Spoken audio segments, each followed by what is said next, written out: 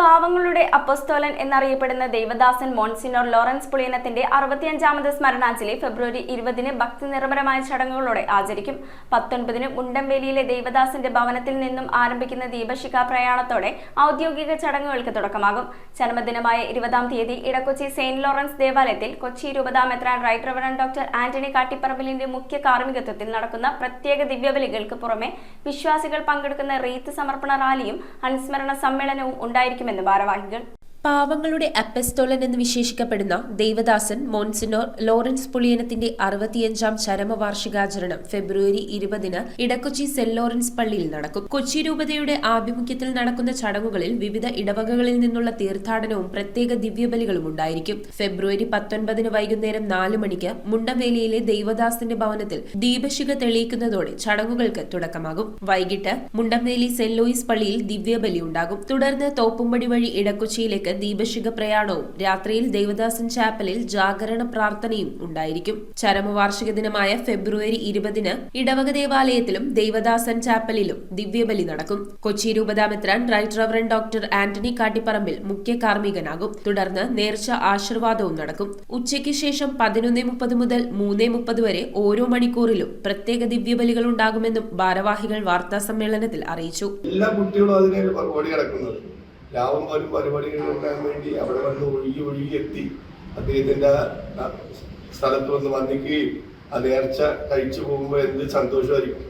നമ്മൾ കാണാത്തവര് ഇത് കേട്ടുള്ള പരിജ്ഞാനം എന്ന് പറയുമ്പോൾ ഒത്തിരി ശക്തിയുള്ള ഒരു മഹത്തായ ഒരു മനുഷ്യൻ തന്നെയാണ്. നേർച്ച പൈസ 7,000 പേർക്ക് ഞങ്ങൾ നേർച്ച പൈസ കൊടുക്കാൻ ഞങ്ങൾ അങ്ങനെ പൈസ കൊടുക്കുന്നില്ല.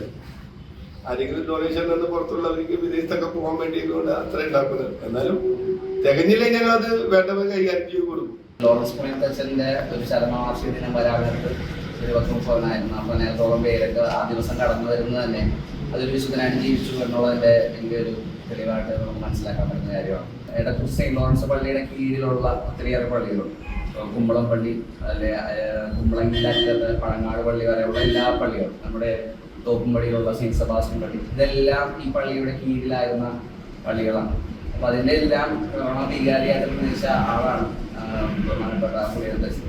തുടർന്ന് വൈകുന്നേരം 5 മണിക്ക് ഇടക്കൊച്ചി സെന്റ് മേരീസ് പള്ളിയിൽ ദിവ്യബലിയും വിശുദ്ധന്റെ കബറിടത്തിലേക്ക് റീത്ത് സമർപ്പണ റാലിയും നടക്കും. ഫെബ്രുവരി 9 മുതൽ 18 വരെ വിവിധ ഇടവകകളിൽ നിന്നുള്ള തീർത്ഥാടനവും വൈകുന്നേരം 6 മണിക്ക് ദിവ്യബലിയും നടന്നുവരുന്നു. പള്ളി വികാരി reverend doctor Marian Araykkal, chairman reverend father Arun Mathew Thaiparambil, joint convener Jenson Rosario, pastoral council secretary Sebastian Koyiparambil, publicity convener Binu George എന്നിവർ വാർത്താ സമ്മേളനത്തിൽ പങ്കെടുത്തു.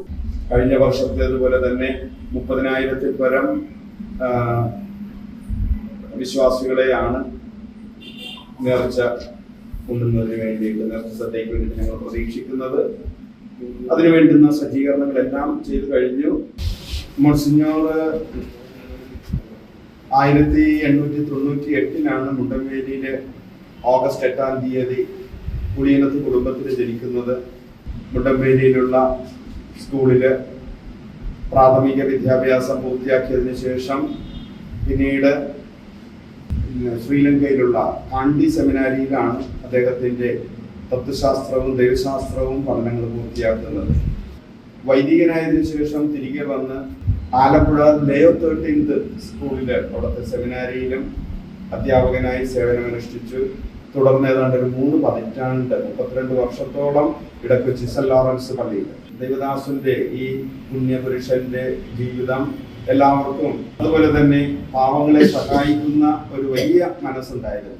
അതുകൊണ്ട് തന്നെ അദ്ദേഹത്തെ വിളിക്കുന്നത് പാവങ്ങളുടെ അപ്പോസ്തലൻ എന്നാണ്.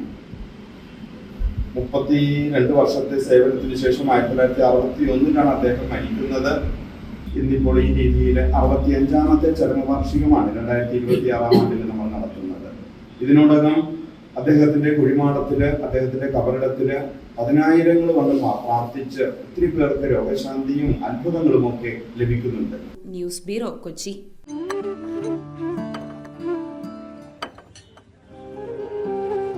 കഴിക്കും. സൗഹൃദങ്ങൾ മനോഹരമാവട്ടെ. സോൾട്ടിലെ വിഭവങ്ങൾ പോലെ. The salt restaurant.